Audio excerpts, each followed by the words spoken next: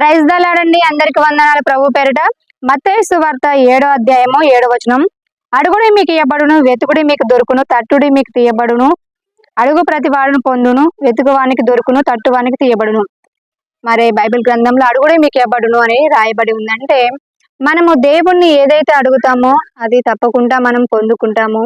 సొలొమోను మరి జ్ఞానమును అడిగినప్పుడు దేవుడు సొలొమోనుకి జ్ఞానంతో పాటు చక్కటి మరి ఇంకా సమృద్ధిని దయచేశాడు. మరి దేవుడి బిడ్డలారా, మనం దేవుణ్ణి అడగాలి. దేవుణ్ణి అడిగి ప్రార్థనల ద్వారా ప్రార్థించాలి. దేవుడికి ప్రార్థించి దేవుణ్ణి అడిగినప్పుడు ప్రార్థన ద్వారా మనం పొందుకొని లేనిది ఏమీ ఉండదు. మరి థామస్ ఆల్వా ఎడిసన్ గారి జీవితంలో చూసుకుంటే తన తల్లి యొక్క ప్రార్థన, మరి తన తల్లి తన యొక్క కుమారుడు కోసం ఎంతగానో ప్రార్థించింది.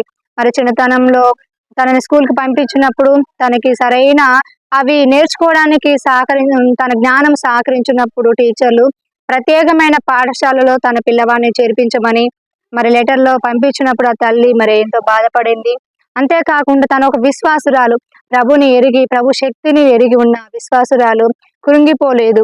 తన యొక్క కుమారుని పరిస్థితిని బట్టి మరి తనకు ఆ సమస్యని బట్టే ఆ తల్లి ఎంతగానో ఆ దేవుని యొద్ద ప్రార్థించింది.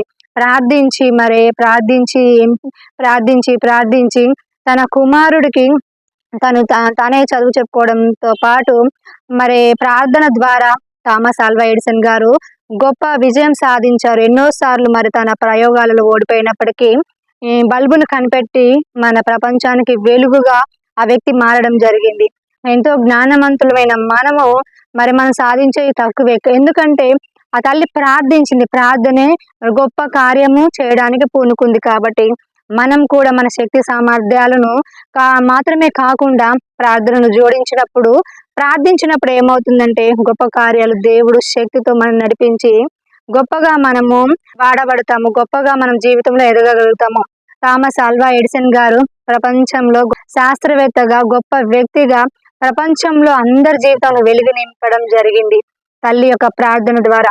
ప్రార్థన మన స్థితిని మారుస్తుంది. కాబట్టి మీరు ప్రార్థించండి. మీ అవసరతల కోసము, మీ సమస్యల కోసము ప్రార్థించండి. మీరు గొప్ప మేలులు పొందుకోండి. ఆమేన్.